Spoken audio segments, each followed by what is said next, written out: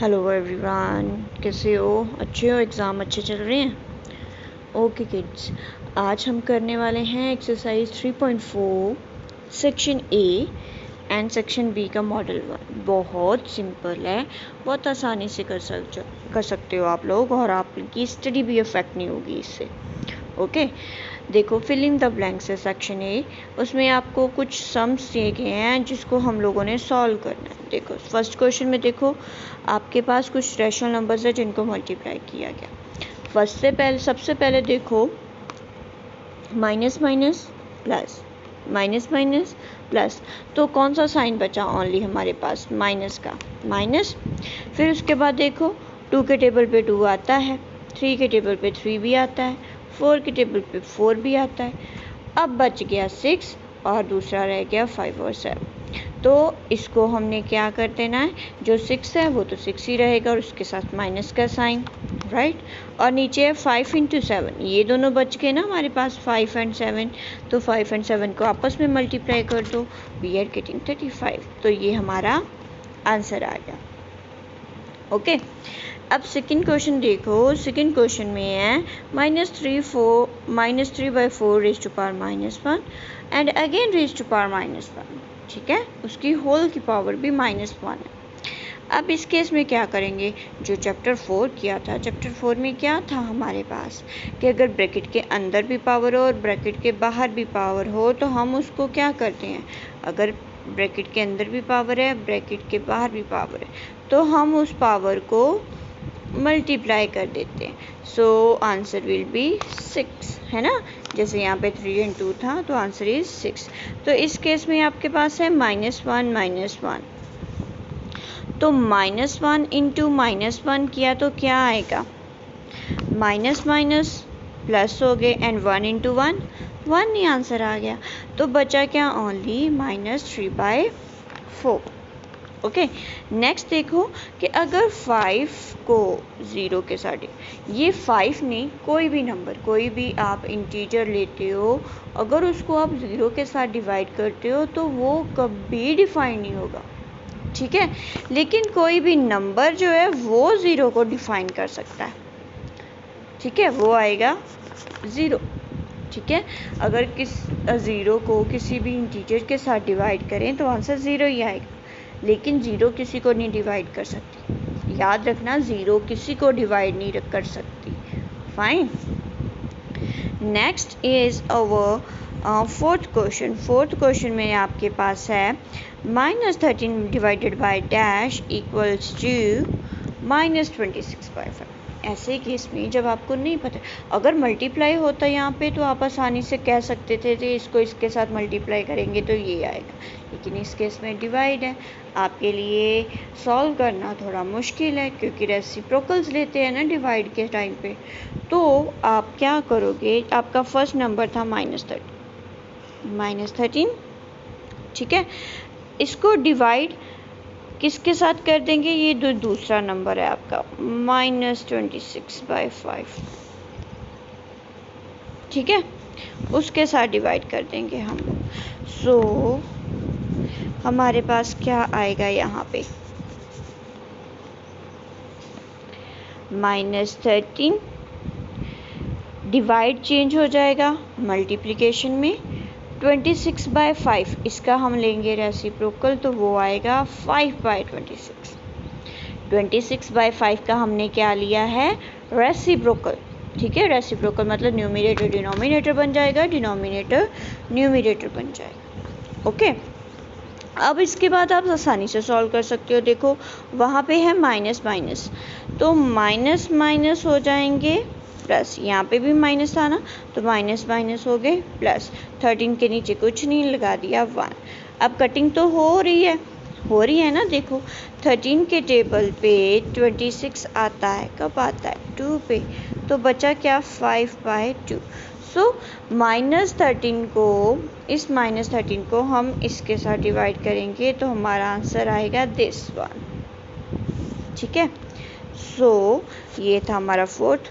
अब देखो fifth question भी बिल्कुल ऐसे ही है। फिफ्थ क्वेश्चन में भी हमने ऐसे ही करना है।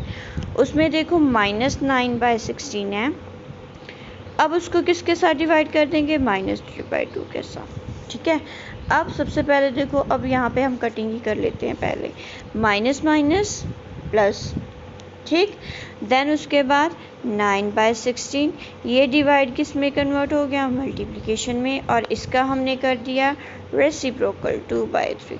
अब देखो अगेन कटिंग हो रही है, 3 के टेबल पे 9 आता है, 3 पे, 2 के टेबल पे 16 आता है, 8 पे, तो answer is 3/8। Is it okay? तो आंसर हमारा 3/8 आ गया। अब नेक्स्ट देखो, नेक्स्ट सेक्शन बी में हमारे पास आती है मल्टीप्लिकेशन। वो बहुत सिंपल है, आप आसानी से कर सकते हो। देखो फर्स्ट क्वेश्चन है 5/7/11/13, दैट मीन्स आपने इसको मल्टीप्लाई करना है, तो मल्टीप्लाई का साइन डालोगे। अब यहाँ पे कटिंग नहीं हो रही है, तो ऊपर वाली टर्म को ऊपर वाली से, नीचे वाली टर्म को नीचे वाली से मल्टीप्लाई कर दो, तो आंसर क्या आ गया, 65/77। ठीक है, ऐसे बी का थर्ड क्वेश्चन देखो, -50/120/70/-90, तो अगेन देखो माइनस माइनस प्लस हो जाएगा, और देखो ज़ीरोज़ भी हैं, ज़ीरोज़ भी कैंसिल हो जाएंगी, तो हमारे पास 5/12 × 7/9 बचा। तो इनको हम डायरेक्टली आपस में मल्टीप्लाई कर सकते हैं, क्योंकि यहाँ पे अगेन कटिंग नहीं हो रही, ना तो 5 के टेबल पे 12 आता है, ना 5 के टेबल पे 9 आता है, और ऐसे ही 7 के टेबल पे ना तो 9 आता है, ना ही 12 आता है, ना ही ये दोनों एक साथ किसी टेबल पे आते हैं। ठीक है, तो हमारे पास आंसर आ गया 35/108। अब पार्ट टू है इवेल्युएट दैट मीन्स अगेन आपने अकॉर्डिंग टू कंडीशन देखना है, मल्टीप्लाई या डिवाइड करना है, और इसको सिंपलेस्ट फॉर्म में लेके आना। ठीक है, तो फर्स्ट स्टेप देखो, माइनस माइनस प्लस, तो ओनली माइनस बचा, मतलब आंसर में एक ही माइनस आएगा, यहाँ पे भी और यहाँ पे भी। फाइन, फिर उसके बाद देखो आपके पास क्या है, ज़ीरोज़ कैंसिल हो जाएंगी। ठीक है, ज़ीरोज़ कर दी कैंसिल, तो क्या बचा, सिंपल एक माइनस बचता है आपके पास, वो ये ले लिया मैंने। फाइन, अब बचा क्या, ज़ीरो के साथ ज़ीरो कैंसिल हुई, तो 22/33, 22/33,